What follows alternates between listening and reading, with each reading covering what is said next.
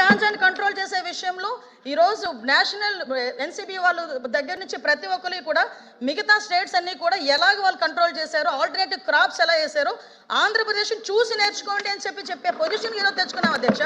ఒకనొక సందర్భంలో ఆంధ్రప్రదేశ్ చూపిస్తే డ్రగ్స్ కి హబ్, గాంజాకి హబ్ అనే దగ్గర నుంచి ఈ రోజు గాంజాని ఎలా అరికట్టారో ఆంధ్రప్రదేశ్ చూసి నేర్చుకోండి అని పొజిషన్ తీసుకొచ్చామంటే that is our police, that is our administration అని చెప్తున్నాను అధ్యక్ష.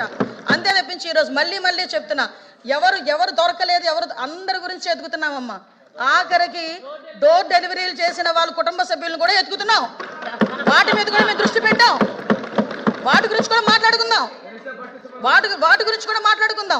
ఒకటే చెప్తున్నా, ఈ రోజు high priority with in 24 to 48 hours ఏ నిందితుడినైనా పట్టుకొని లోపలేస్తున్నాం.